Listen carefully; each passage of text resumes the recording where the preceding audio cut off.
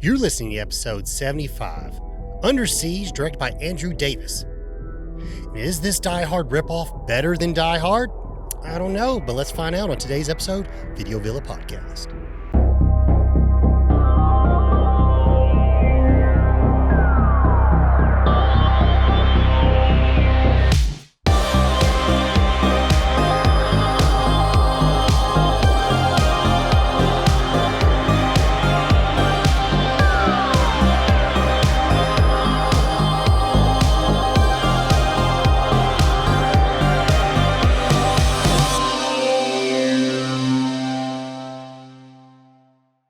All right, welcome back, everybody, and we are back on our action kick. We've done a couple horror, now we're back to action. We did a little comedy too, but I have got a good friend of mine from Dissect That Film and Monster Zone, Parker, the mad scientist himself. Introduce yourself. I'm so happy to be back, Logan. I'm Parker from Dissect That Film, a podcast that dissects the good, the bad, and the ugly of cinema. And I'm also a co-host of the Monster Zone, which is a monster show that we pretty much spin a wheel, land on a monster movie, and we talk about it. Yeah, I mean, they're both shows are great. The Monster Zone's fun too because y'all do a lot of like deep cuts with the Monster Zone. The Monster Zone, I always say, as much as I, of course, love the core show, the show that started it all, because it's my baby. The Monster Zone is so much fun because, for one, I'm not the host of it, so I don't have to do as much work. I just watch the movie and I show up and I just have a great time talking about that movie. And the beauty of it all is that a wheel decides the movie instead of me having to think about anything. You know, we just, at the end of an episode, we spin a wheel and we have to listen, whatever it lands on, that's what we're talking about. And I just love it. The other show's good too. Well, I mean, based off our last episode we did together, which was Soldier, that is why I brought you back to do Under Siege, which is okay. So I brought you back. This is this long story short. You said that you and your brother used to watch Seagal movies and stuff like that. And I had never really ventured into the Seagal world of film. I don't know. It's just like I never got into him. I guess mainly, I'm not gonna lie, it's mainly just because he didn't really look like he was threatening. He didn't look like a badass. I was more into Jean-Claude Van Damme and freaking Stallone and Arnold Schwarzenegger. I do know people love Seagal. Like my mom had a best friend named Ann, and her like husband was like, he was a cop and he had the ponytail and he died and he tanned and he thought he was Seagal. His name was Greg. He thought he was Seagal. He wasn't, but he thought he was. He looked a little bit like him too. I'm not gonna lie. Like that's kind of why like it came. But yeah, and like I literally not like about a month ago, I was thinking about that episode. I was like, let me actually watch some of these. Let me see if they're any good. Boy, I've been missing out. I have been missing out on these movies. Oh my God. The early era of Seagal is prime action, and it's just like knowing what I know now about Seagal, it's harder to watch his movies, but the early stuff was what I was introduced to, growing up with movies like Under Siege and Out for Justice and Hard to Kill. Like those were early Seagal, where like Seagal has never been a great actor or even a good actor, but those movies, he was like, that's the best you're going to see. And he was able to carry his way through these movies, and he always had a great supporting cast. And the plots were simple but effective. And then, like, you're a kid watching him just kick everybody's ass, and you're just like, this dude is awesome. Not so much, being a 34-year-old man. I'm looking back, it's like Seagal's not that. But I feel like when I sit down, like, especially when, sitting down and watching Under Siege for this episode, I felt like I was going back in time and watching this as a kid, because boy, oh boy, it brought back so many memories watching this again. Because and to be honest, this is a movie that, like, Seagal is, this may be, in my opinion, Seagal's best performance in a movie. It's up there, really. Like, I mean, this movie from start to finish is fantastic. Like, it doesn't get boring. He's good in it. He's charming. And when he acts like when he does things because he's supposed to be a specialist we don't know about, you believe that he knows what he's fucking doing. Mm-hmm. So, I mean, he's very, even though he's not a good actor, he's very, what's the word? Charismatic, or what's the word I'm looking for? Oh, He's very charismatic. charismatic. He's very good. Yes. He's very charismatic. And you're like, okay, I kind of like this guy. Yes. I will say his character is likable. Like he's just cool. He's just such a cool guy. And like just some of the dialogue that he has with some of the like just kind of unknown characters like in the kitchen. Like he'll be having conversation with them and like cracking jokes and and just kind of, it just feels like a real environment. And you're like, and it's weird because, you know, I've watched Seagal from, you know, his beginnings in like the late 80s. And then I think I stopped watching Seagal around like the early 2000s when he was starting to do movies with like DMX and Ja Rule. And I was like, these movies are stretching it, man. And then he was, for a good like 10 years, he was putting out like 75 movies and they're all awful. They're all absolutely terrible. So, but it's always good to like go back and just kind of reminisce of like what once was, which is, you know, those late 80s, like Out for Justice, Hard to Kill, like I mentioned before, because those were two that my dad had on VHS, and me and my brother, every time we'd go to his house, when we'd go over there every other weekend, and he had 4 movies. He had Out for Justice, Hard to Kill, Broken Arrow with John Travolta and Christian Slater, and Bad Boys 1. And we would Broken literally, Arrow is a great movie, by the way. oh my God. Great movie. It was literally from like that weekend was just consumed of those 4 movies, and then we wouldn't go back for another 2 weeks, and then that would be what we would do again until my dad's like, "Hey, there's a video place down the road. Well let's run something out." Like, we're having too much fun. We could, you know, we always used to quote them all, and then I mean, ultimately, that's how I, you know, fell in love with this movie. Was this was after Men in Black for me, so like Tommy Lee Jones showed up and I was like, hold the phone. Tommy Lee Jones is in this movie. And he's a good bad guy. He's just so energetic. And like you were saying, like Steven Seagal is like, he's got a lot of charisma. Dude, Tommy Lee Jones is oozing charisma in this movie. He is like, it's so crazy to think of Tommy Lee Jones like later in life. Of course, as you get older, you know, maybe he's just a different person, but like Tommy Lee Jones in the 90s was just different, man. He was just different. I will say, I know a lot of problems with like the whole like Batman Forever was the fact that he kept on trying to oversell Jim Carrey and stuff like that. So his Two-Face to me is a little bit too much. He's the Joker. He's going too much. But the thing is, Tommy Lee Jones in Under Siege is like the best Two-Face. Like if he played that character, that Stranex character as his Two-Face, it'd be chilling, dude. It'd be so good. It would be a completely different movie. Oh my God. Actually got that performance as Two-Face instead of, as I've said before, Tommy Lee Jones is just kind of doing a more Jack Nicholson as the Joker. Like like he watched Batman 89 and was like, all right, I'll take inspiration from that, and then kind of went way too far with it. And you're like, I mean, it's good to a degree, but it's like Jim Carrey steals the show in that movie. But like Tommy Lee Jones in this like, of course, as Agent K will always be my number one when it comes to Tommy Lee Jones, especially the first Men in Black. Stranex is gotta be a close second for me. Like his performance in this movie is just so memorable. And like him playing off of Gary Busey. Oh yeah. You're like, who I think, and I'm pretty sure this was my introduction to Gary Busey. Because I hadn't seen a lot of his earlier stuff, and I don't think I saw Lethal Weapon until after this. So Yeah, this was like I didn't know who this guy was for the longest time. I just knew he was. I mean, Gary Busey's another one who you're just like he's just so much fun to watch.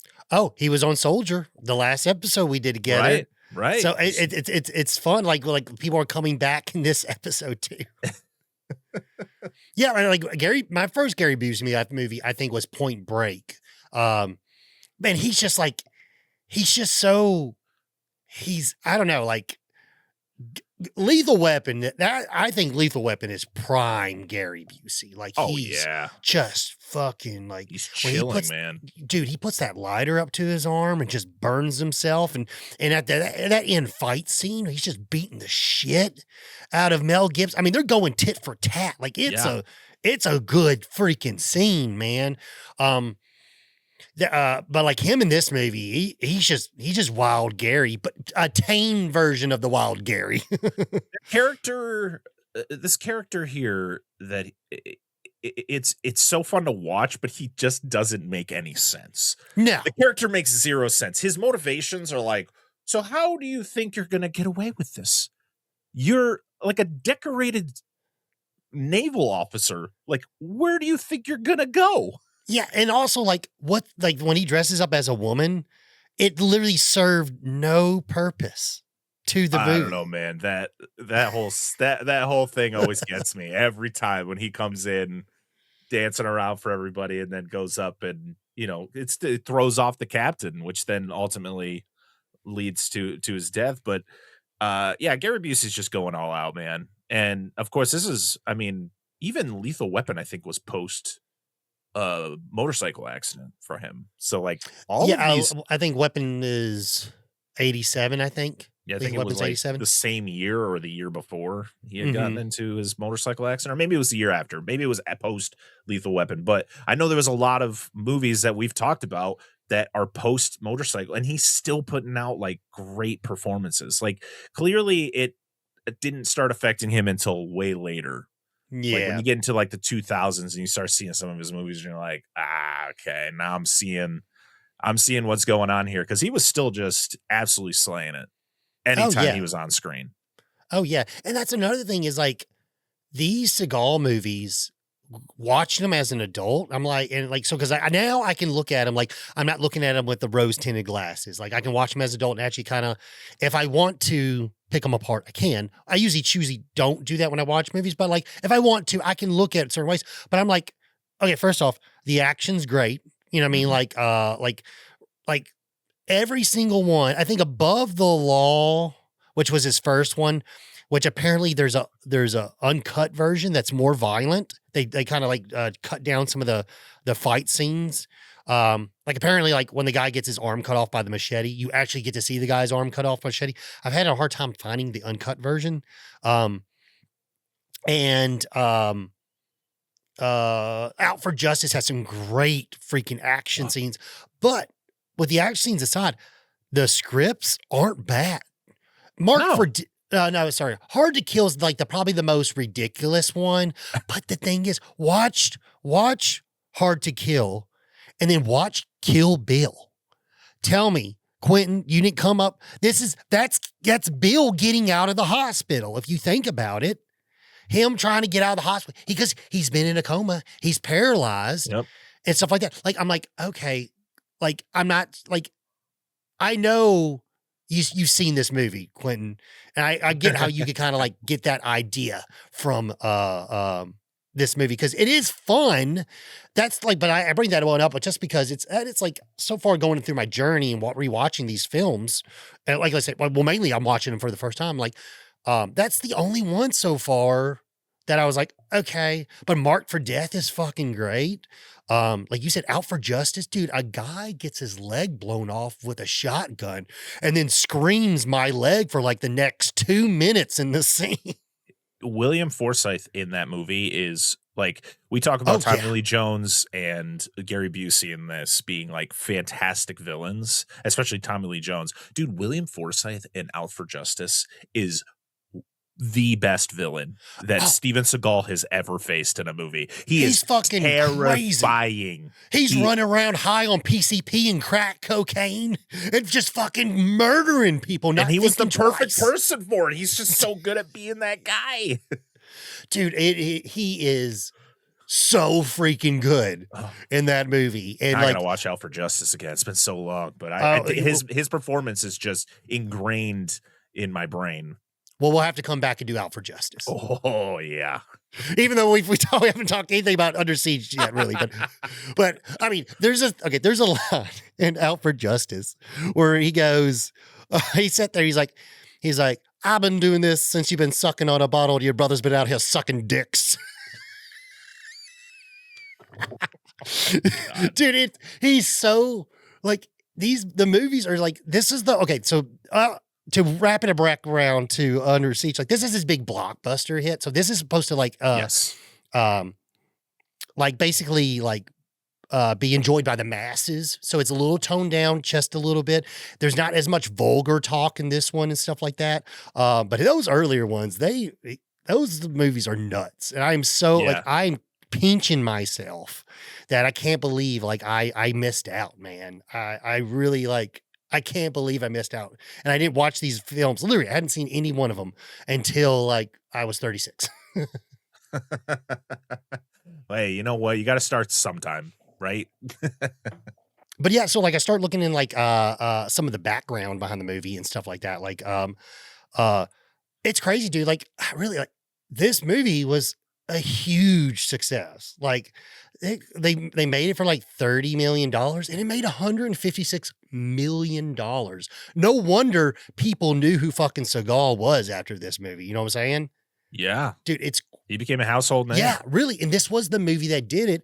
And it's cool because like it is also fun too, because like, you know, I think a lot of it has to play with too. Like this is his second time working with Andrew Davis because he did his first film, Above the Law, which was it's still good. Like it is still good, but and to go back to that one just for a second, but like that script in that movie is a lot more complex than a standard just action film. Like there's like multiple threads with like the CIA covering up shit and stuff like that, and killing the senator so they can control everything that's going on and shit. Like I don't know, dude. It's pretty wild. And like after after they that went successful, Warner Brothers was like, okay, we'll give you a five movie deal. And so like they were like, you know, he was guaranteed to make 5 films with Warner Brothers. For a first time actor to go straight with Warner Brothers and make a movie that is coming out in theaters, I think is pretty wild, dude. Yeah, his career was just the thing about Seagal is his career literally is like that really tall roller coaster that has just a massive drop. Yeah. Because you know, he starts with Above the Law, and you were talking about how it's like a very complex script where I think after that they were like, we can't make these complicated. Like Steven can't carry these multiple plot points. We could have a couple maybe, but we need to just have one focus and one focus only, because there's no way anyone's following us. But, you know, to be honest, I think Under Siege is ultimately where the downfall starts, because that's where his star is the brightest. Mm-hmm. You know, this is a big, like you said, this movie made almost $200 million, which is insane for an action movie of the 90s, especially early 90s. Andrew Davis hadn't, this was the year before he would do The Fugitive with Harrison Ford. Which is why that's how he got it, was because of this success. Yeah. And a lot of cast in this movie that's also in The Fugitive. But Seagal, you know, if you've read up on who Seagal is and kind of, you know, his antics over the years, he kind of destroyed himself. Oh, yeah. You know, he's been accused of, you know, multiple things. And I think one of the other things was like he was a guest host on SNL and has been he's considered like the worst host in SNL history. Oh yeah. And I think people were just realizing like maybe this guy's just not very good.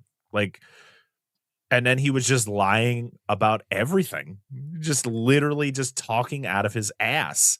And he became like, I mean, I think I'm glad that I experienced Seagal at the age that I did, so that I didn't know those things beforehand, so that I could enjoy his movies for what they are. And to be honest, I feel like I could still go back and watch those movies that I loved so much and just kind of enjoy the movie. But boy, man, knowing who Seagal is, and it's been like 30 years that he's been like this or more. And it's like, it's harder to go back. Like, I don't go back to Seagal movies very often. Like, this is probably the first one I've rewatched in probably over a decade. Yeah, I can see that. Like, and it's crazy too, because like, I mean, there's so much stuff. Like, I doing the deep dive. I'm like, oh, it's so crazy the things you find out. Like, like apparently how he got his black belt in Aikido is because apparently the guy who he tested in front of was apparently known to be a lazy master, fell asleep, and that's the only reason why he got his black belt. And he also stated like he taught CIA agents Aikido. He learned from some special senseis that apparently the year he said he trained underneath them, they had already been dead. So like that was like not even possible. Like it's and like it's just wild, man. Like it's very laughable, and there are some actresses that have had like bad situations with him and stuff like that. What's her name? From Halloween 4 and 5. I forget her name. The little girl. Oh, Danielle Harris. Yeah. Apparently Yeah. she went auditioned for one of his movies as after she grew up, because she was in Mark she in Mark for Death, or is it, yeah, she's in Mark for Death. She's the little girl. She's in a very super small second. And he was like, he brought that up like during the casting call. It was like, he was like, yeah, he's like, hey, by the way, we've actually shot a movie together, because apparently he was kind of like flirting with her. And then apparently after he found out like they shot the movie together, like he kind of like distanced himself. And I don't know, there's a lot of stuff that there's a lot of bad things about him. But if you just turn your brain off and watch the movie, you'll have a good time. Yes, we're not justifying anything that he's done. Movies are forever, and I can enjoy the movie. I don't have to like the guy behind the movie. I think that's how for that. I think, I've always been the type of person who's just like, if I don't want to watch somebody, I just won't watch them. And I think that's what I've done with Seagal for a long time. And I think going back and rewatching this movie, it's like I know that he's a shitty person, but I'm going to watch this movie because, for one, it's not all about Seagal. Yeah. Like, this movie is just full of great performances. It's just a great action movie. It's a great action movie, and I think you should be able to enjoy that. Yeah, and not like the piece of shit who's the star. Exactly. And it's the classic, like we were getting so many Die Hard ripoffs at this time. We were getting Cliffhanger, Die Hard on a mountain. We got Under Siege, Die Hard on a boat. And then you get Under Siege 2, Die Hard on a train. You know what I mean? Speed, Die Hard on a bus. Yeah, exactly. Like it's we were just getting all these like, not completely rip-offs, but very similar formula, where we were having, except for like, take back. Yes. Cliffhanger was more, that was more like a Die Hard, but then that had like, that had your Stallone character that was, a little bit out of the norm as your like, your Keanu Reeves or Bruce Willis, which those, and your Seagal, like they look like more like the everyday man. Whereas, Stallone is like, he is your old school 80s muscle bound, protagonist and stuff like that. Yeah. But wasn't Die Hard 2 directed by the same guy who did Cliffhanger? I think so. Yeah. Fact check. So he just took his own formula. Yeah, but I mean, as far as that, like, there's not like a lot of cool back stuff. The original title of the film was called Dreadnought, and apparently it was like going to be like this huge, crazy $100 million film. How it was on the script, it went through several rewrites. J.F. Lofton, who I think wrote the original version, who also is famous for like doing like Pretty Woman and like Blank Man, which is a great movie. Um, they ended up like toning it down, and like Seagal like kind of helped with that apparently. Um, Mhm. and then they got it down to like a $30 million budget, which made That's a shitload of crazy. fucking money. Yeah, they say they used a lot of like where they're playing a recording on the back, you know, like kind of like I forget what it's called, but like kind of like car scenes where they would play like have projections outside the window to make it simulate like someone's actually driving the car when they're actually not driving the car. So a lot Oh, of the okay. explosions were like that. Something's in the foreground while something's being projected in the background. They shot it just right, so they actually weren't like blowing things up and stuff like that. A lot. It all looked Yeah, it looks fantastic. great. Looks freaking phenomenal. I mean, it's fantastic. Um, but yeah, I mean, what's called a it's just wild to see where it came. And then, like I said, they finally got the name Under Siege, which they were all happy with. Yeah, Perfect. great name, fucking great name. But yeah, that's really all the cool back stuff. Parker, do you want to read the back of the VHS? I would love to, since I have a VHS copy of Under Siege. It's not a job, it's an adventure. Steven Seagal comes aboard and comes on strong, combining humor and heroics in a fireball of a movie. The excitement starts when the USS Missouri welcomes aboard the musicians and caterers sent to provide entertainment during the famed battleship's last voyage. The visitors throw a party, all right, a war party led by a rogue CIA operative, JFK's Tommy Lee Jones, and a turncoat officer, Lethal Weapons Gary Busey. They're really killer elite commandos out to hijack the ship's nuclear arsenal. They overpower the crew except for one man. I'm just a cook, that man says, but he's a cook with a recipe for action. He's ex-Navy SEAL and highly decorated combat operative Casey Ryback, Seagal. Relying on his slam-bang martial arts skills and equipped with enough hardware to single-handedly wage World War III, Ryback turns the Missouri's deck and below-deck areas into guerrilla combat zones. All hands ready, action fans. Dude, it's great. The trailer for this movie gets you freaking going. Oh my It's like they god, forgot yeah. about one person, the cook. And it's like, okay, what? How can this movie be fun? This is ridiculous. And then you watch, you're like, holy shit, this movie's great. Oh my God. Yes. It's like you said, it starts with a bang, and it just does not stop the No. whole way. Even when there are moments of just people talking, or like, a group of people are just having a conversation. And, like I said earlier, where like Seagal's around all the people in the kitchen, he's just cracking jokes and stuff. Like it's just so entertaining. Oh yeah. Like you're just having a good time. And that's the cool thing with like, and Tommy Lee Jones, if Tommy Lee Jones is in the movie more than Seagal's in the movie. Yeah. I'm not upset by it either, because like we talked about Tommy Lee Jones's performance, it's like it carries this movie. Like if this didn't have a compelling villain, I don't think it works. I don't think Seagal is good enough to make it what it is. I think Tommy Lee Jones, and then of course a little sprinkle of Gary Busey just being absolutely psychotic, is just like chef's kiss. Yeah. No pun intended. I mean,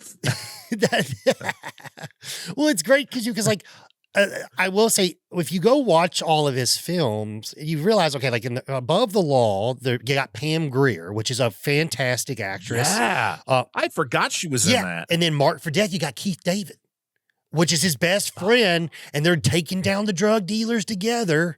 It works so well in this movie. You got Gary Busey and Tommy Lee, so he's sharing the screen with other charismatic individuals that also love their screen time, and they do really good when they're on their game. You know what I mean? So like, Yeah. it really buffers out the film and makes it a well-rounded action film instead of it being just like,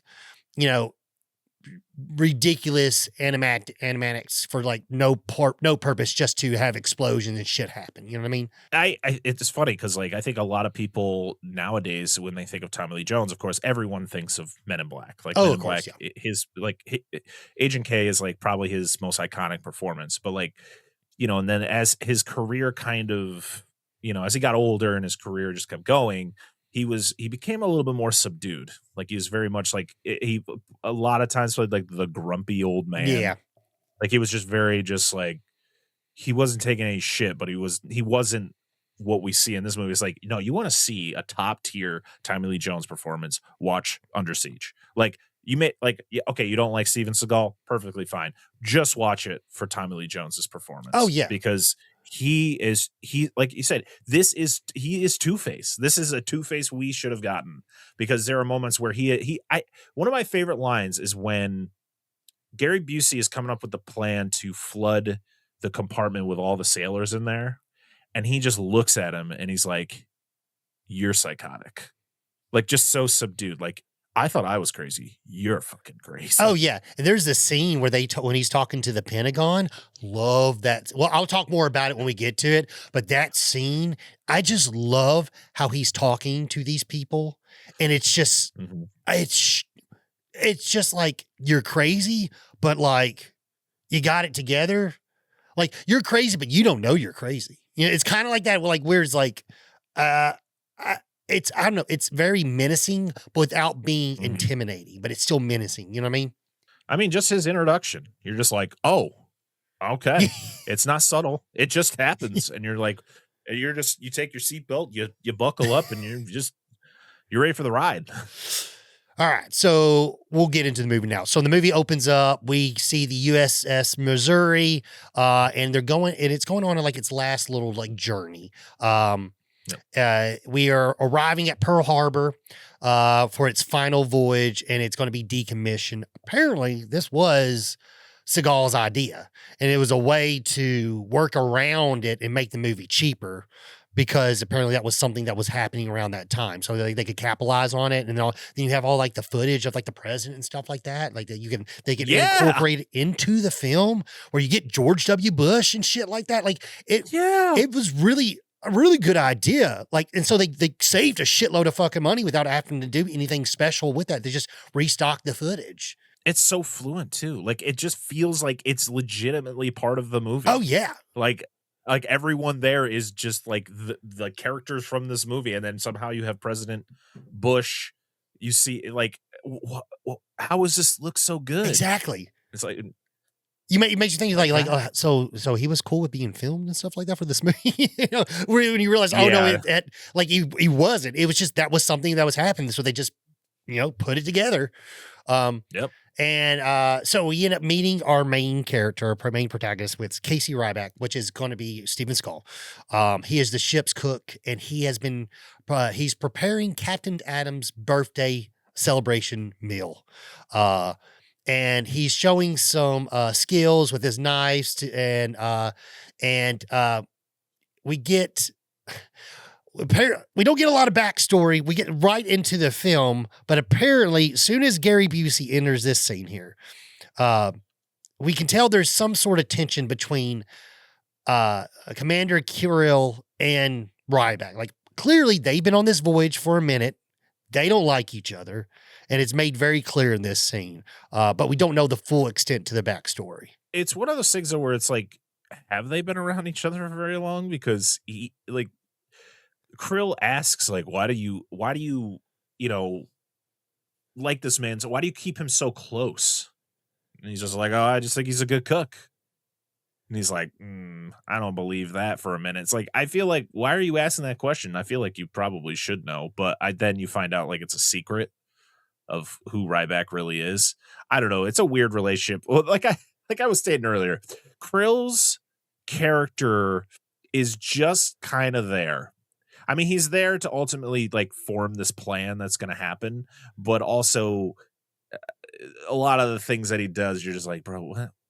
You're terrible at this. And also, again, how are you going to get away with everything that you're planning on doing? It just doesn't, his character doesn't make a lot of sense. No, but also, I will say though, this is a good movie to show someone and have them go in raw. Like, don't tell them about it. Oh, yeah. Don't let them see a trailer. And to watch it unfold is very fun. Yeah. It's very, like, if you don't know what's going to happen and stuff like that, it's like, if you don't know the double cross is coming, if you like it it's very I don't know, like it's like one of those it's a good experience for an individual who hasn't seen it or knows anything about it. Like it's if you don't and like what it really is, like I said, it is one of those movies. If you can just get a chance to play it for somebody without explaining it, they are going to have the best freaking time. Absolutely. So Ryback and Krill, they get in an argument, and he's like, "Listen here, we've got something planned. You need to get your whites on and get dressed." And he's like, "No, I've got special authority by the captain. I'm the only one who makes the captain's meal, so I'm going to stay here and I'm going to make the captain's meal. If you got a problem with that, you take it up with the captain." And he's like, "All right, whatever. You stay here. You stay here and do your crap. Everyone else, get port side and and you will be in the kitchen by yourself or whatever." And they end up basically getting in this huge argument. I'm fast forwarding a little bit because there's a little bit back and forth. So like I am like the first half of the movie, like a little part of the movie, there is not a lot of going on until like the meat of it. But like long story short, they get in this big argument and then they get in a fight. And I mean, you see Seagal, he's like a one-man army just taking on all these people, assaulting officers left and right. And he's like, "I'm done with your shit. Put him in the cooler. I don't want to see him for the rest of the night. Everyone else, get port side. You stay here. You watch the cooler, make sure he doesn't get out." There's an officer who comes down earlier when I think this is the guy who like tells everybody to go upstairs, like to get into their uniforms and go up into the mess hall. This guy only plays military guys. Like because he has the voice. He was in Transformers. He was in a lot of Michael Bay movies, always playing a military like general or lieutenant. And it's like, man, you got typecast and clearly you're just riding with it, man. You just have no care in the world. You're just like, sure, you want me to play military man number 2? Like, I'm there, sure. Yeah, I mean, it's like, I understand how maybe sometimes actors can feel bad when they become like a character actor and they keep on getting hired for the same thing and stuff like that. But like, I feel like, and maybe because I've never went through it, so I don't know what it's feel. But like in my head, it's like, man, if that's what, like you said, like if that's what you want me to do, I'm here to play, man. Long as I get to continue, as long as I stay fed and continue to do what I like to do, I don't care what you want me to do, man. Yeah, exactly. Because to be honest, you're gonna be talked about. Yeah. Like I like the fact that I know him, the fact that he is typecast, like he is always the same or similar character. It's like clearly he doesn't care. Yeah, he's getting jobs. So now we get back to the port side. A helicopter is landing on the Missouri, and it's carrying a band, some caterers, and a Playboy playmate, Jordan Tate. Which is, I forgot which month she was, but which Miss July. Miss July. So, and the thing is really, to be honest, this is something that the military would do. Like they would bring people like that for their was it the USO tours and stuff like that? Like this, this is not something that's out of left ball field. Like it makes it realistic. And I know as far as all the Navy stuff, I don't know how much is actually realistic and stuff like that.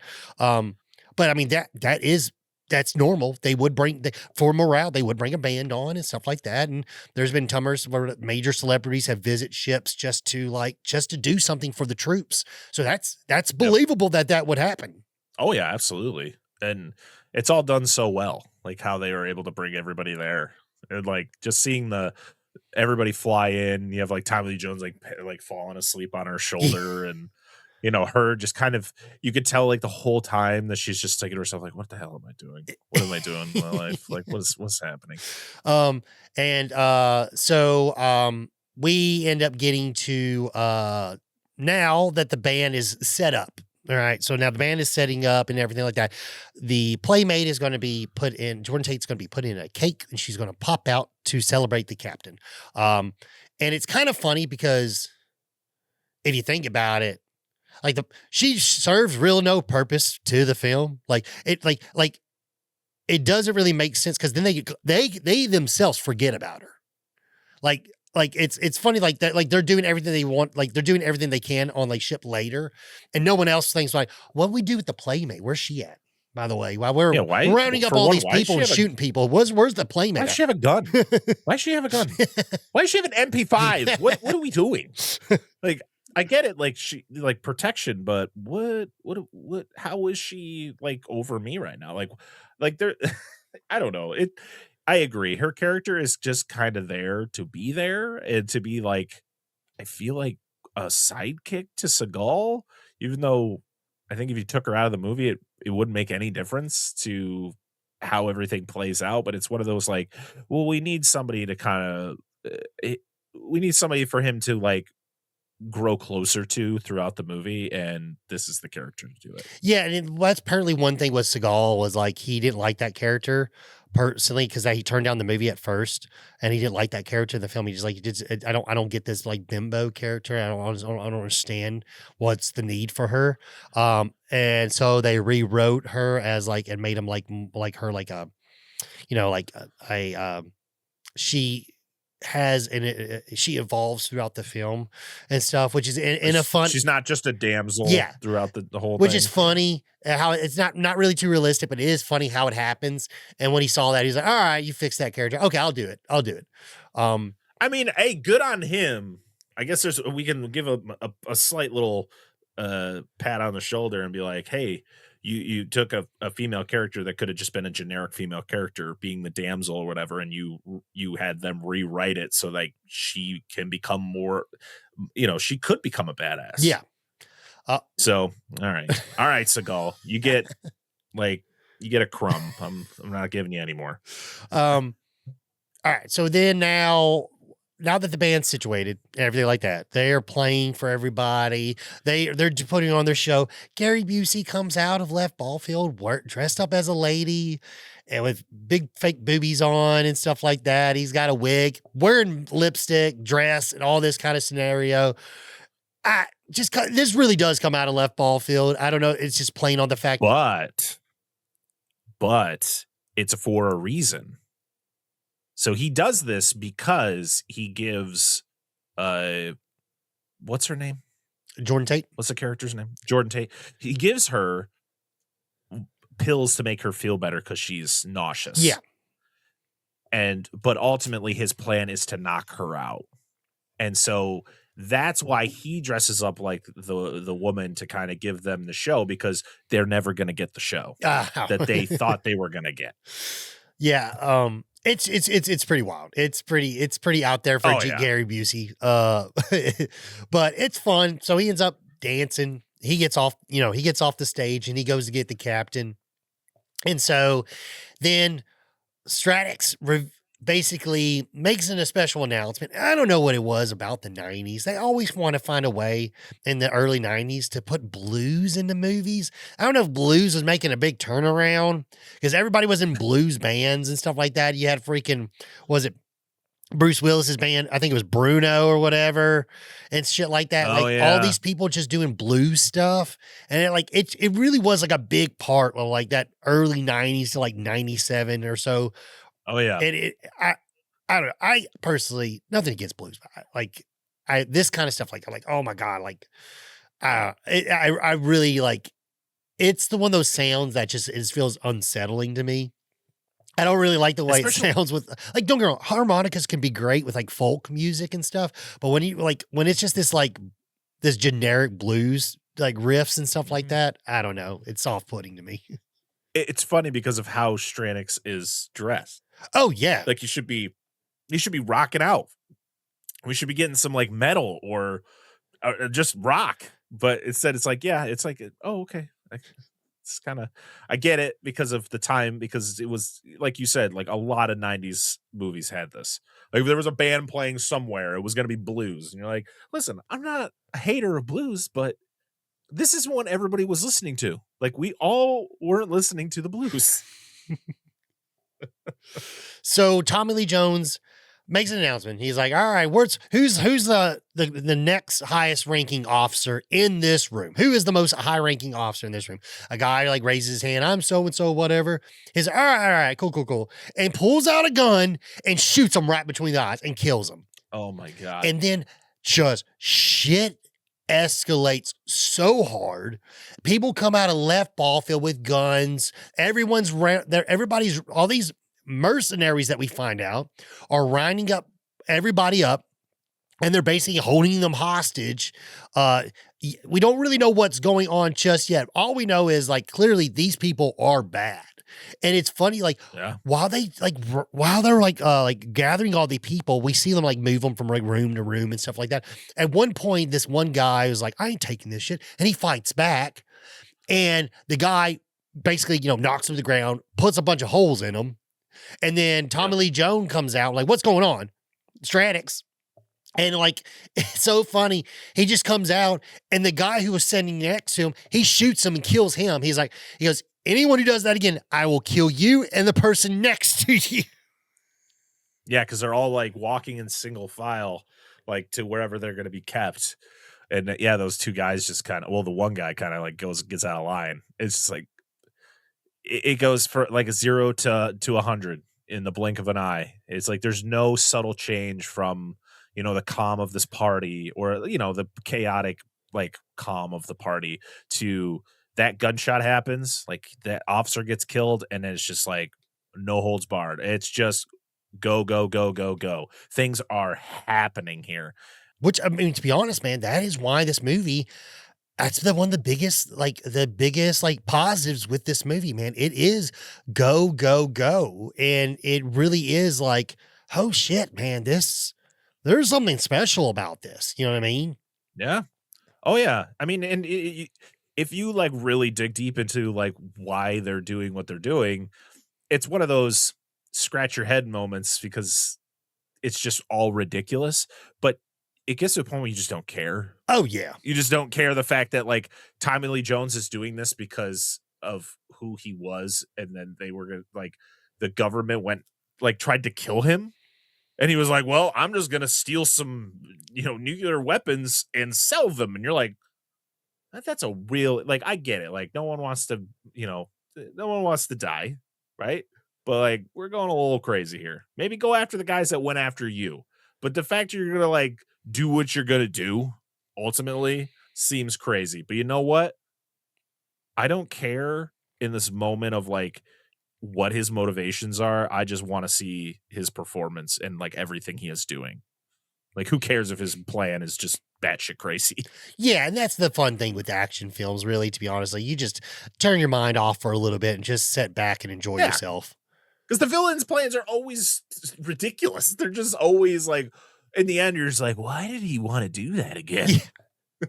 So we now cut to Gary Busey. Krill's character has made his way to the captain, and we find out that basically the captain was gonna like basically write up him because he has been he has not liked his performance and his attitude throughout this journey or whatever mission they've been on, and was going to leave a really bad report. Apparently, he didn't want that to happen. So, and he like once again, he's fucking really for him to do what he's doing, he's fucking crazy, and he just fucking kills the captain. Does he kill the captain because of his review, or does he just kill the captain because that was the plan? I think he just kills the captain. Just like he was just had enough of it. And he like, I just don't think there's any purpose for him to keep him around. I mean, because no offense, but like they're just killing people left and right. I don't think they're second thinking of who they should keep alive or not. True. And it's really fun because like we get back to Ryback. This whole time he's still in the meat locker. And he's got the guy who's been watching him or whatever, probably some petty officer or whatever. And this guy's in The Fugitive. This is one of Tommy Lee Jones's the guy, one of the guys in his group. Oh, cool. In The Fugitive, yeah. So we end up finding out that basically Krill has forgot about him, and he's like, "Oh shit, I forgot it. Let's fucking take care of him. I'll go down there." He's like, no. Tommy Lee Jones is like, no. With Stratix is like, no. I'll send 2 men. They'll go down. They'll take care of him. Tell him that you're going to relieve him. You're going to relieve him basically. And then he sends 2 men back to Ryback, and they take this guy. They find out where's the cook. Oh, he's in the freezer. Okay, they get him on his knees. They blow this guy away. Just completely murder him. He's fucking dead. And then they're Yep. like, okay, well, let's get into the meat locker and they're going to kill Ryback. And he's ready. And dude, this is one of those scenes where like, okay, it works. His type of action works. Like he's not your Stallone, and he's not No. your like, he does his Aikido kind of stuff, which is more of a close quarters kind of stuff. He's not throwing these wild kicks and stuff like that. Yeah. It's a lot of slapping. This is what Seagal looks like. This is what Seagal looks like the whole time. He's just waving his hands in crazy motions. If you ever watch a Seagal movie, like multiple Seagal movies, his fighting style is the same in every single one. Apparently he is the first person to bring Aikido to the US as far as like mass media. Like he was the first person to like show us this type of martial art, which he is a black belt in. And also like that's where he got started. Like he opened up a dojo in California. Yeah. Some producer was taking classes and was like, hey, you actually you might have something. Let me see if I can. And they found a movie to put him in, and they put him in Above the Law. And that's how this whole rocket to success started, just from him teaching Aikido in one of his studios in Hollywood. It's just wild. Like that's like a Cinderella story right there. You know what I mean? Yeah, but also Seagal is also the reason why no one else does this. Like, it's just not a fighting style that people want to do. Like, they're like, oh, you mean the one that Seagal made famous? Yeah, I'll stay away from that. We'll go back to we'll go back to the real stuff like Kung Fu and, Ninjutsu and stuff like that. You're like, that, like, it just, like a movie like this where it's a lot of close quarter fights, it looks good, or it looks fine. But there are some movies you watch where he's more in like an open space and it's just ridiculous. Yeah. You're just like, he's like I said, the actions of what is it called? Aikido. It's just like he's mostly just swatting people's hands. It's not so it's like not punches. It's more of like thrust, and like the whole point is to use someone's momentum against them and then to like basically get them to land on their back. So it's a lot of like, if you watch him fight, it's a lot of like he's thrusting his shoulders into people's like necks and like throwing them down, like kind of like similar like judo in a way, but but like with a lot of the like slapping, like someone throws you a punch, you just slap their arm away, use their momentum, and then put them on their back. But for what I could tell based off all the videos I watched and stuff like that, and because the one cool thing about Above the Law, it plays some videos of him teaching Aikido and stuff like that, because it has a little like tries to show like a little backstory and stuff like that. So I mean, like it is, you get to see a little bit of that, but which is, I don't know. It is definitely people make fun of it because of Seagal, unfortunately. Yeah. But yeah, he breaks out, fucking kills these two mercenaries, throws fucking one of his knives right in the guy's throat, and then just fucking demolishes and chokes the other guy out.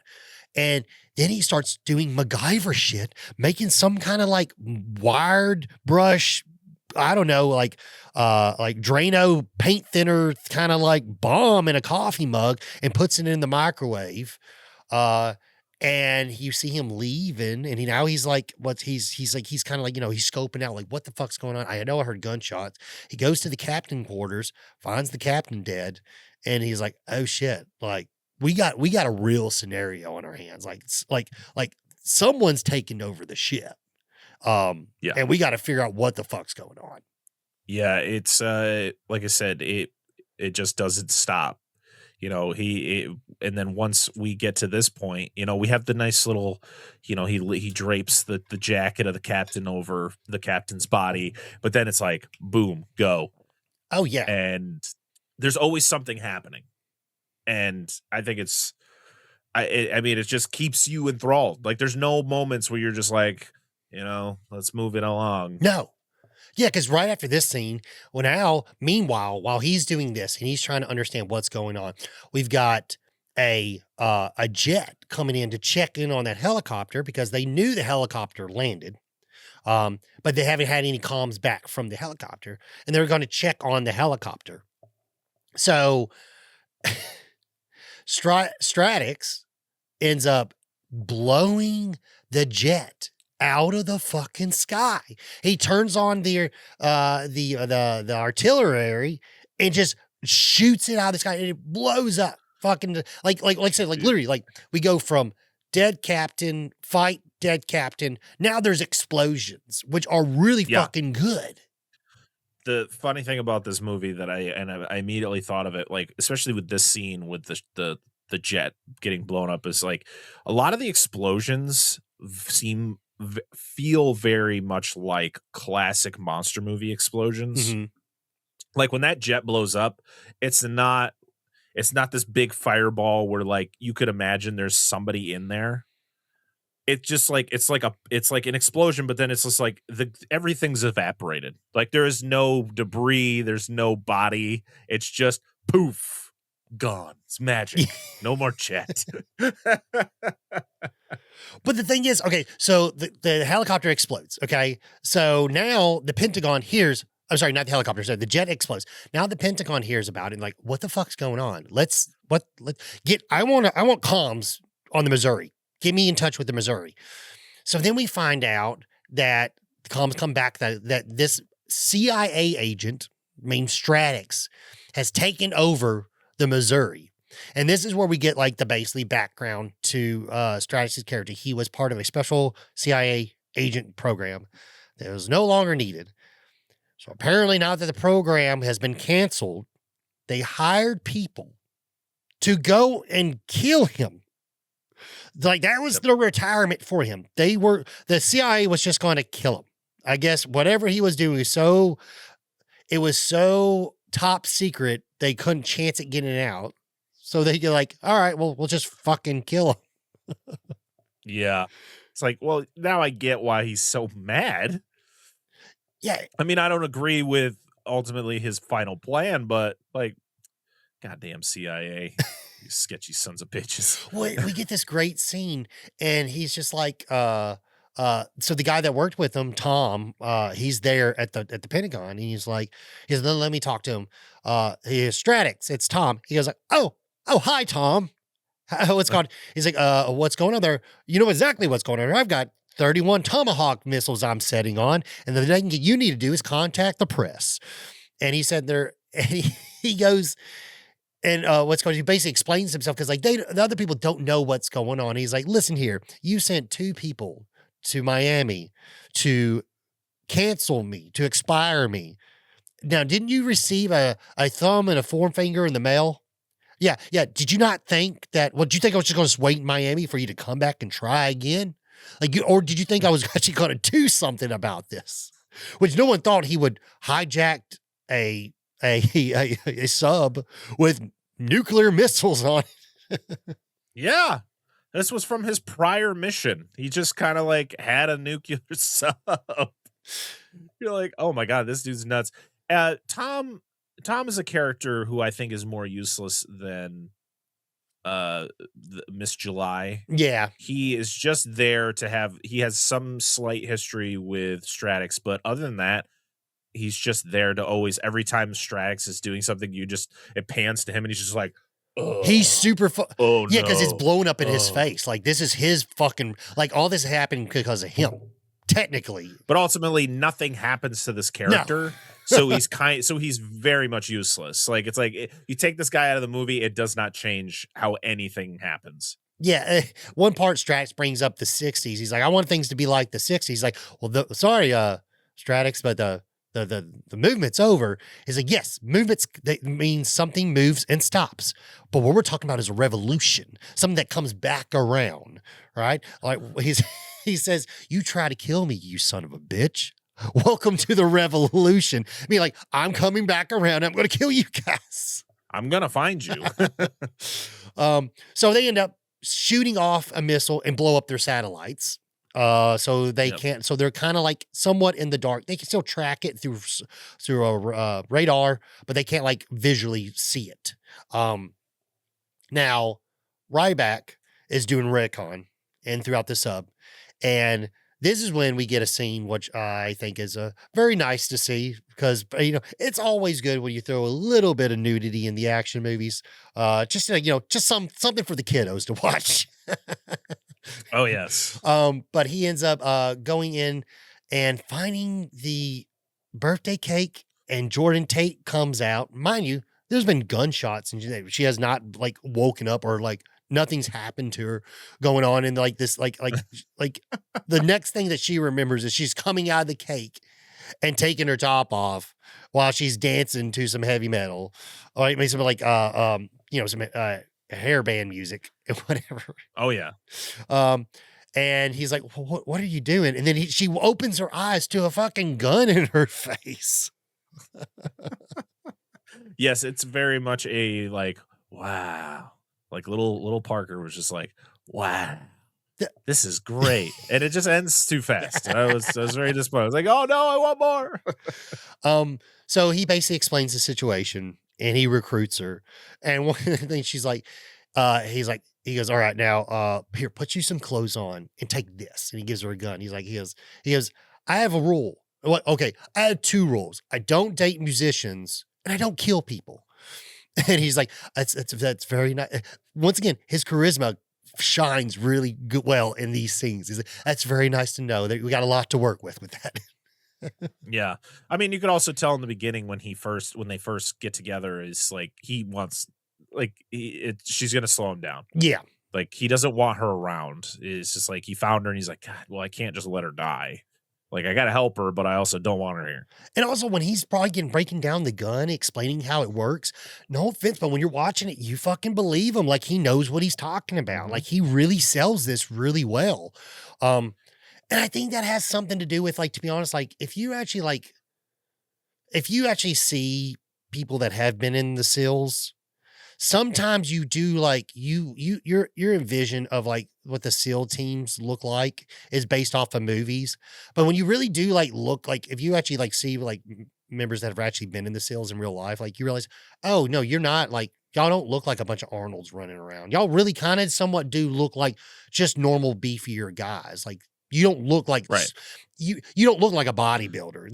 But that's what we want to think they all look like based off of movies. But that's the thing. The military doesn't want those guys because they, I mean, of course you want to be in shape, but they don't want they don't want the muscle heads. No, they want endurance people that can do things for long periods of time and have go energy, basically. Yeah, exactly. But yeah, that's really cool. So like, basically we find out that, the Pentagon is going to send in a SEALs team 5. They're going to come in and they're going to take back the Missouri. They're terrible. The SEALs team. They're like, isn't the SEALs supposed to be like stealthy? They're just like blatantly flying towards the shit. Like, oh yeah, they'll never figure out it's us. Like, what? No, okay. Yeah, they're supposed to come in under radar, and they're supposed to like literally like the whole point is like to show up and not be seen or heard. Exactly. So they, which unfortunately, like, I don't, and that's another thing. I don't know how like helicopters work, but like I've seen one helicopter and usually they're pretty fucking loud. So I don't know. Yeah. Again, not a very good SEAL team. So Ryback has found a way to, he's taken a radio and he's MacGyvered it to a certain way, to where he's basically turned it into a special car phone or so, because they make that joke throughout the film. That's what she says. And he is going, getting a direct line into the Pentagon and explains like, listen, the ship's been taken. Okay. All right. Like it is taken. People, we have casualties. It's a full team of like almost 30 something guys. And the captain's dead and so forth. And he's like, okay, well, your job is to feed us intel and assist with the SEALs team, but do not act, stay hiding and just feed us intel until SEALs team gets there so they can take over the ship. Cause they're not some people are willing to trust them. Some people aren't. Of course, you're always going to have that. Yeah. Oh, he could be working for you. I'm like, why? Why would he do this? Yeah. Why? I mean, like it's pretty clear what's going on here. Like, I don't know why you would just automatically assume like what point would they be? What point would it serve if he did work for him to send out those comms? You know what I'm saying? Exactly. So Ryback is like, you know what? I know what's going to do. They're gonna leave out in that fucking helicopter. I'm gonna blow up that fucking helicopter. So he makes this fucking bomb, which is really fucking cool, and he runs over and he goes to blow up the helicopter. Midway after the explosion, Jordan Tate gets taken, and then Ryback just blows through these people.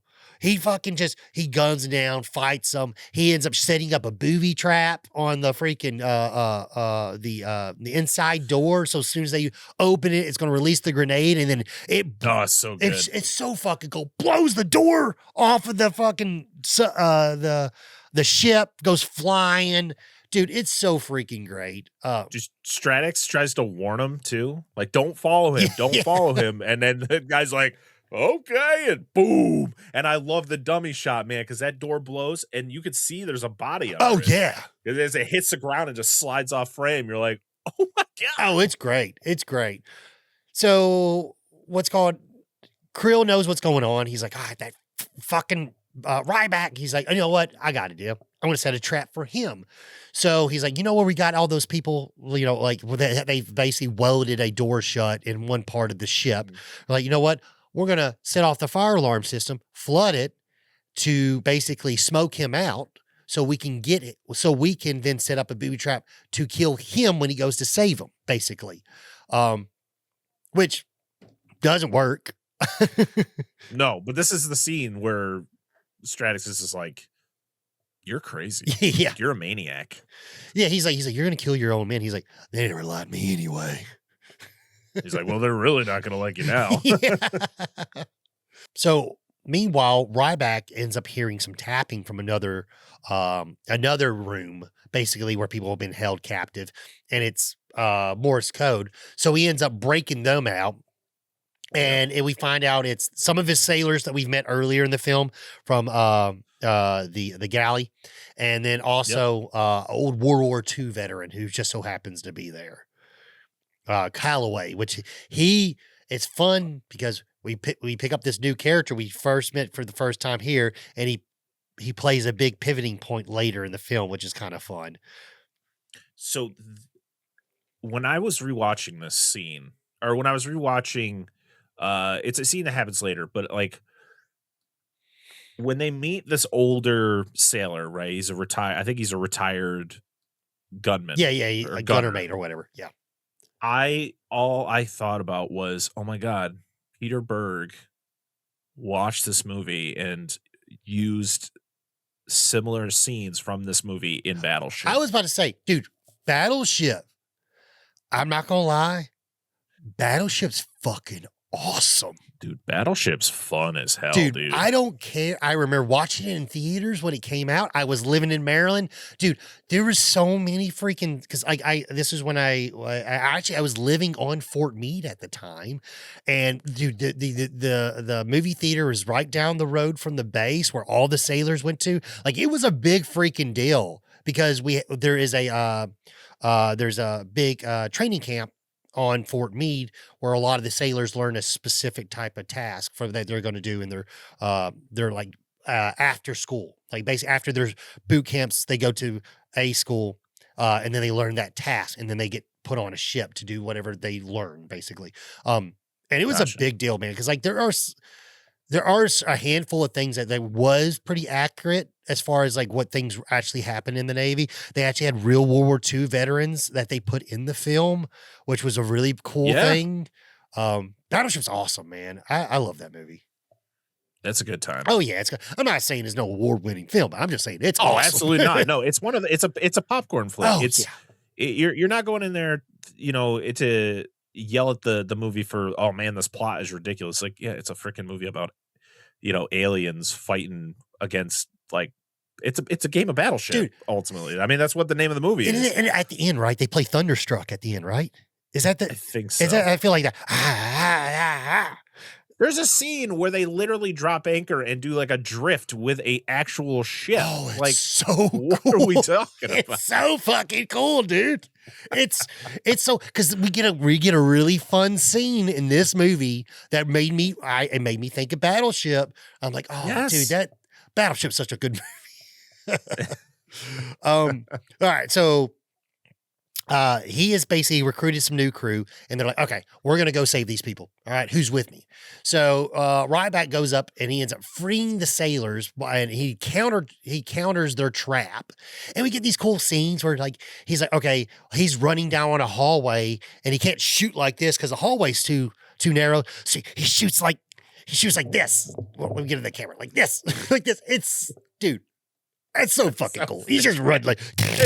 It's so cool, but it's so stupid at the same time. It's so, and one part like he's talking on the comms, and he's just like, he's like, yeah, like shooting. And it's like, well, first off, like, and the general's just casually just talking to him, hearing all the gunshots in the background, like, you know, you could literally hear the gunfight happening, and the general's like, "You disobeyed my orders, Ryback," and he's just like, "Oh yeah, sorry, sir." Is brr, brr, brr. You're like, come on, man.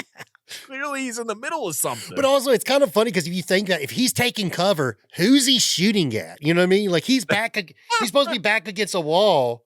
Yeah, and he's supposed to turn the corner to shoot like, someone, but if he's just shooting straight, like, what is he just shooting the other? Who you shooting at? But also, my favorite thing is when he hangs up with the general or with the admiral, because it's the Navy. When he hangs up with the admiral goes, "Man, he just seems like he's got a lot going on over there." Like, no shit, dude. And then, okay, so he ends up making his way through. Mosey's guy down. Okay, now we get to this scene where he's in like. He's like in the shop area, and he's beating the shit out of these dudes. And he's like, and it kind of does these weird like things where like he gets a knife, and he's like, the cool thing with Seagal movies is like he hurts people in ways that you feel hurt when you see them get hurt. Like he stabs people in the armpit. I'm like, oh shit, that's gotta fucking hurt, dude. And he gets that one dude, and he's just like armpit, and dude's like, ah. Oh yeah, and then he gets the one dude where he fights him and he throws him on the bandsaw.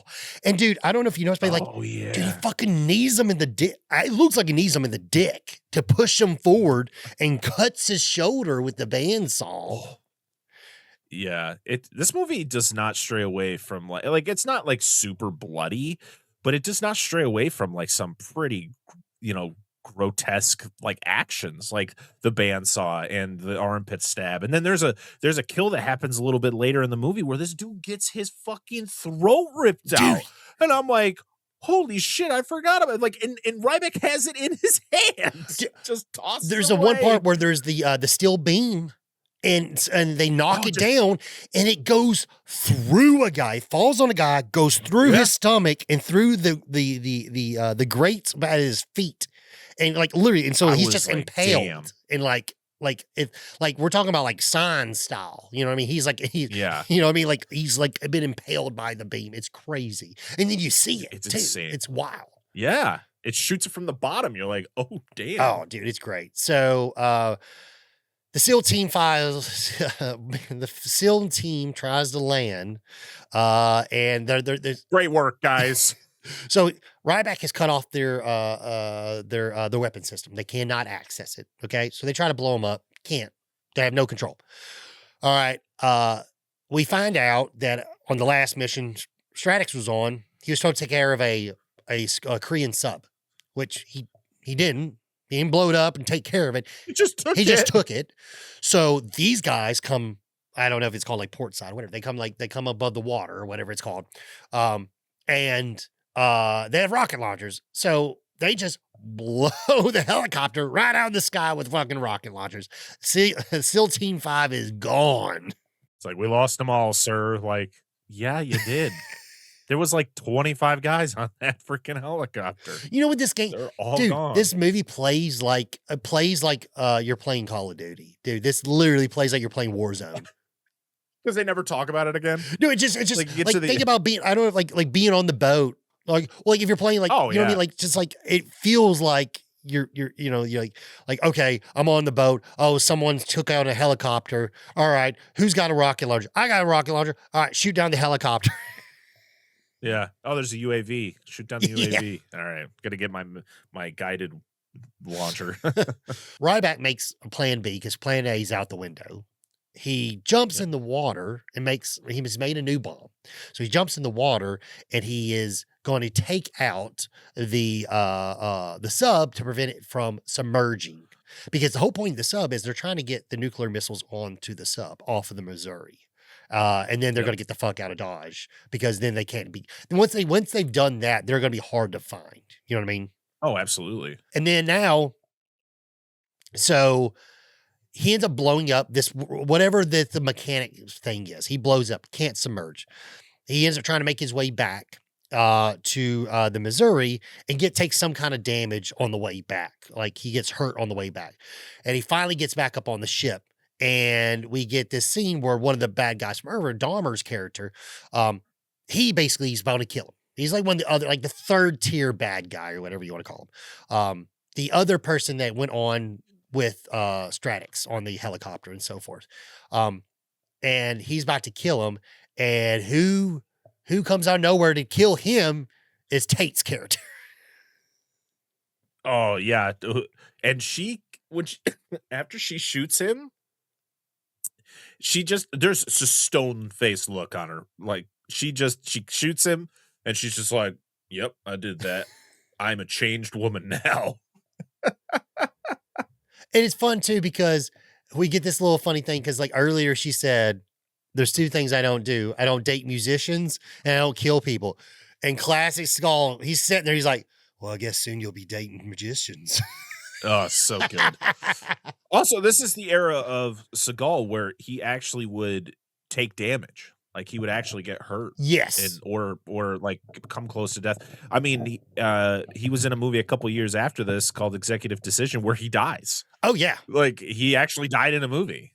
Where later on in his career, it was kind of like what The Rock and Statham have in their contracts were like, yeah, well, we can fight each other, but no one's going to lose. You're like, well, that's fucking boring. I mean, Seagal doesn't lose, except for like Hard to Kill when he gets, put into a coma, but he comes out of it and wins in the end anyways. But it's fun to see the hero, take some damage. Like you don't want him to just go through like the Terminator and just take everybody out and then that's it. Like you want to feel like there's some stakes. Like there's a possibility, even though you kind of feel like what the outcome is going to be, you kind of want to feel like there are stakes. Like if he loses, everyone's screwed. Yeah, that's the fun part about Die Hard. You know what I mean? Bruce Willis he's winning, but man, he is getting beat up through that entire fucking movie, dude. I mean, that's why Die Hard is so special, is because of Bruce Willis being the everyman. Yeah. Like I enjoy Bruce Willis way more than I enjoy Seagal for many, many reasons. Because Seagal is a very one-note actor where he is kind of playing the same guy over and over again. And Bruce Willis is like, he's a very seasoned actor who could do anything. Mm-hmm. I mean, he was doing Die Hard and doing action movies. Then he would do a movie like Death Becomes Her, and which is like a completely different performance than he was doing in the late 80s. And then, he's in The Sixth Sense. And like, that's the difference between Die Hard and, anything Seagal did was like, you felt like this, like John McClane is like, what if I got into this situation? Like, that's who John McClane is. He's a cop and he has some formal training, but he wasn't trained to do what he dealt with in Nakatomi Tower. Like he improvised and he figured it out. Seagal always has to be the character who has that special training, right? Like he is the best of the best, but of course he's got to keep that a secret. I mean, that's kind of the whole point of this movie is like, he's a cook, but no, he's a high elite Navy SEAL. Like, why couldn't he just be a cook? What if he was just a cook who was just a badass? I think that would have been cool, but like, of course it had to be this because of course Seagal probably was like, no, I got to make sure I'm unbeatable. Yeah. Like, yeah. I can take some that. damage, but I'm not going to lose. Yeah, because he like I don't know is like you said like he's no freaking T-800. You know what I mean? He's not the No, Terminator. exactly. Exactly. um. So like now after so he gets back. He gets regroups with the people. He's like, all right, we need to get rid of this sub. What are we going to do? And then he goes to that Calloway character and he's like, gunner mate.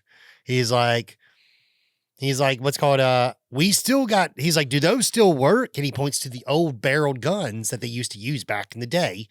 He's like, because that's not the weapon system that is, controlled by This is the battleship scene. Yeah, that's not the weapon system controlled by the computers. Battleship Yeah, takes. these are the old analog style weapon system. Yep. So no one's thinking about that. He's like, we still have shells for those.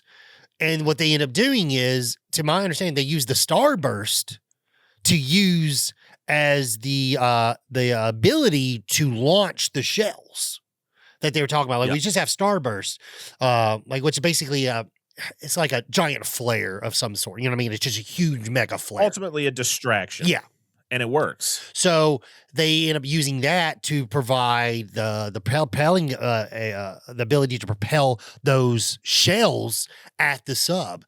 And it's so great. They're like, hurry, we got to submerge. Let's go. And they're fucking doing their cranking and stuff like that. Dude, it's so fun. And it get this great scene where like, Gary Busey's like, we're good. And he's like, let me see the binoculars. And he goes in there and he gets his little telescope out or whatever.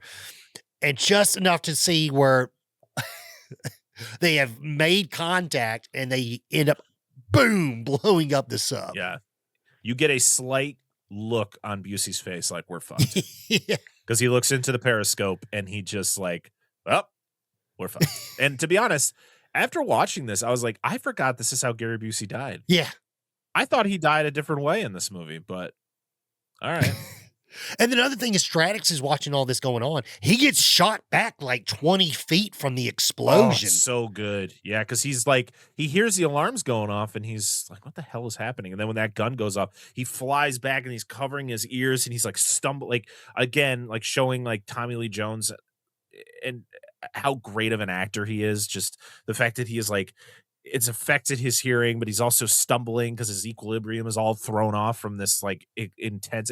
And even when he shows up back into like the area that he's been hanging out in the whole time, he's in there and he's still reacting to the fact that his hearing's gone. Yeah. Like it's completely gone. And he's just, and he is losing it. Everything is unraveling in front of him. And nothing is going to plan, and so he's gotta, turn to whatever plan is next. Yeah, he's basically at this point he's just lost his fucking mind. He's like, you know what? Yep. You know what? That's it. Let's all go out in a blaze of glory. So he launches his 2 Tomahawk missiles to Honolulu, and it's just gonna wipe it off the freaking map. Basically, he's like literally just like, I don't care. I'm gonna go out in a blaze of glory. You know what I mean? So we find out, okay, now it's like final showdown time. You know what I mean? Cue in Europe. It's the final countdown. Yeah. This is that scene. We get Ryback. He storms the control room. This is the scene where you're talking about where he gets in a fight with a guy. It just rips his fucking throat out, which is great. The fact that he like rips it out and then you could just see him just toss it to the side. You're like, savage. Dude, it's great. Absolute savage. It's great. He gets in this close quarters so he basically takes out all the guys, like pretty much no problem. And he gets to the room where it's just him and Stratix. Stratix has got a gun pointed at him and stuff like that. He disarms Stratix. And now they're that cool knife, the knife fight. They get in this. Dude, who would have ever thought that we would get a sword fight? Like it's very similar to a sword fight, but with knives. Yeah. And the way that they're holding the knives just doesn't seem effective. And what's that? It's like, it makes me feel like Metal Gear Solid Snake Eater. You know what I mean? Like, yeah, because it's like tucked into his arm and he's got to like come at him like this, but you could hear the knives like, yeah, it's like, he goes to stab him, but he can't puncture through the leather jacket and he gets one of his arms, he gets his leg, Ryback ends up getting a slash on his forehead. And then, dude, we get this super sick scene where freaking Seagal basically bites the knife from Yeah. Stradix and ends up Yeah. putting his thumb through his eye, puts it through Stradix's eye.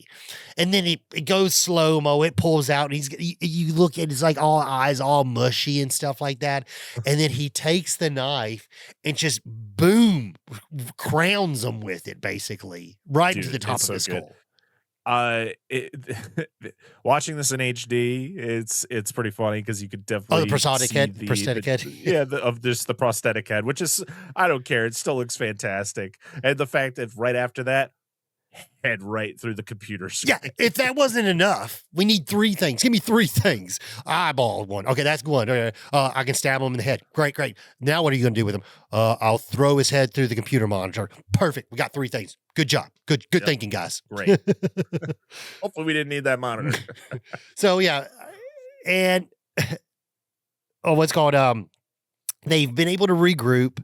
They've contacted the Pentagon.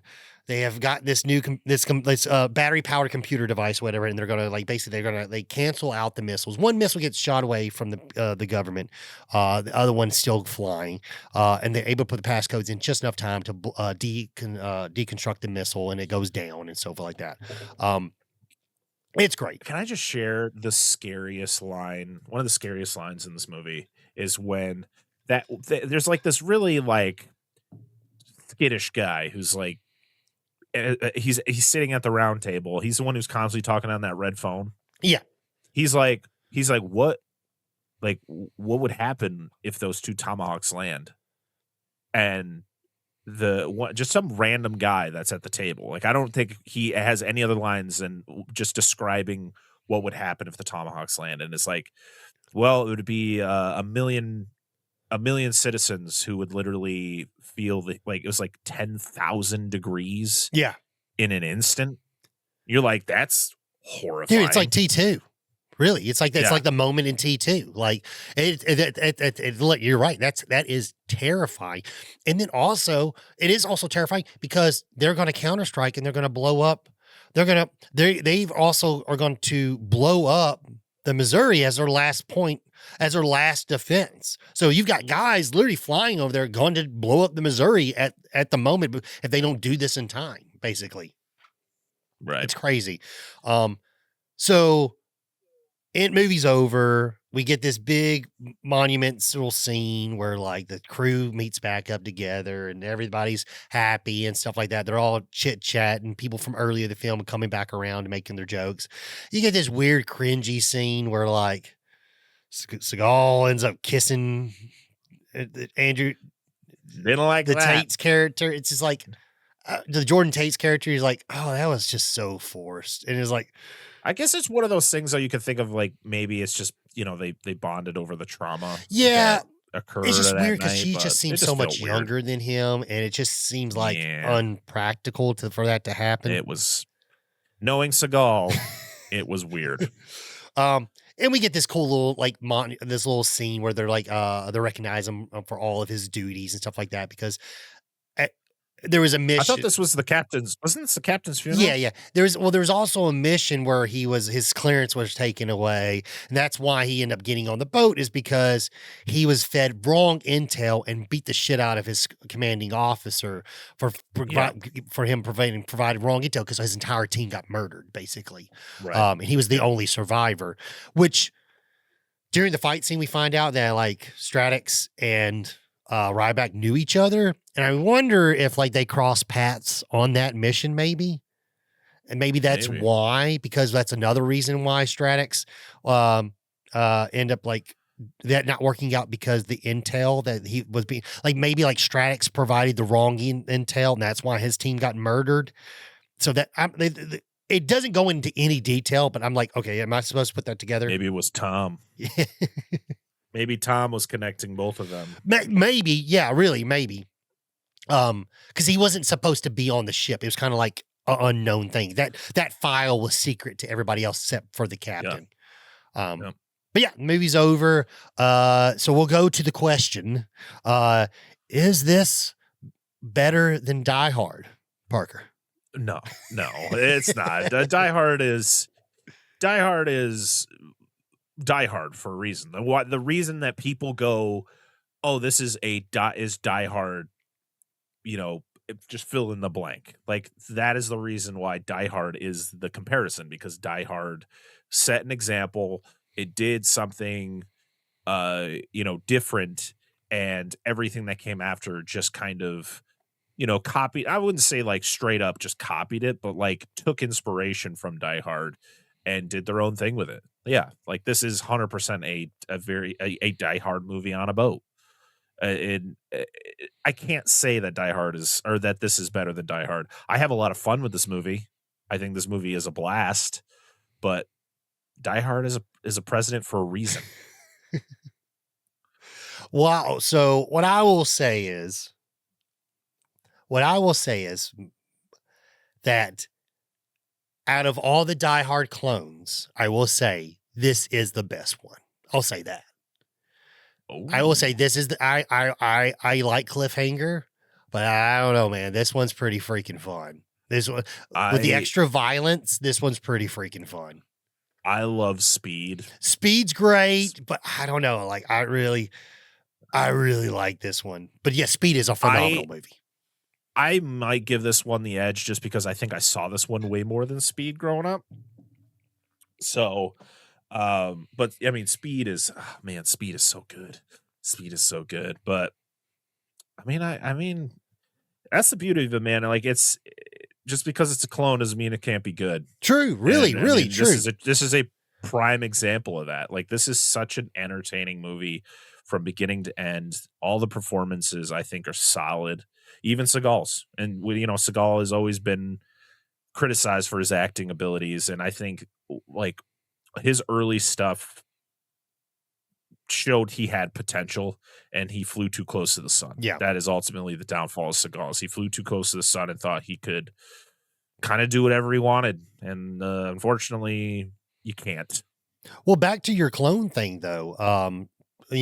I brought a movie that me and Dusty did with Flicks and Friends, and I will die on this hill. Like, Mac and Me's a good movie. It's not a bad movie, and it's a clone of E.T., but it's not a bad movie. It's still a good movie. If you actually watch it, it's not bad. That's the thing, is I think people they look too much into it, like when it comes to like, oh, this movie is definitely an inspiration. Like, yeah, Mac and Me is very much like E.T., but Mac and Me did a lot of its own thing compared to E.T. Like it didn't like straight up just copy E.T. Yeah. It's just like it has a similar vibe. Yeah, and that's okay.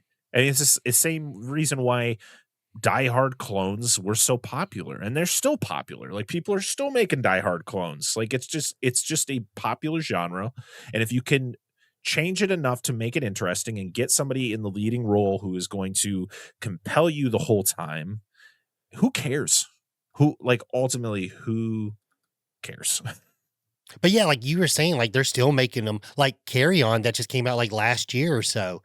That's Die Hard in an airport, which is that's kind of like Die Hard 2, but it's still good though. It still works. It's a good movie. Yeah. Like, if you make it compelling, you get the right people in there to make it compelling. Like, yeah, it can have the same elements, but like you're not straight up remaking Die Hard. Exactly. You're just being inspired. Like, it's just how movie making is. Like, a lot of movies are inspired by other movies. Like, we talked about Kill Bill. Like was Quentin watching a Steven Seagal movie and getting inspired? Like, did he watch Hard to Kill and get inspired? Yeah, I mean, really, for a little bit for Kill Bill. Who knows? And there's nothing wrong with that if he did. You know what I mean? There's no, it's not. I mean, he's never going to admit to it. But it's it's just the way it is, man. But yeah, I mean that's all I gotta say about the movie. I think the movie's great. Is it better than Die Hard? No, but like I said, it is the best Die Hard clone in my personal opinion. So Parker, where can we find you? You can find us on all the social medias. We're either at Dissect That Film or Dissect That Film Pod. Check us out on like Instagram. That's usually the most popular spot that I'm at. You can find us on YouTube. at Dissect That Film, and on any podcast app at Dissect That Film. All right, that's it for today's episode, Under Siege, directed by Andrew Davis. Thanks for stopping by, you guys, and hanging out with us. If you like this episode, please like, share, and subscribe.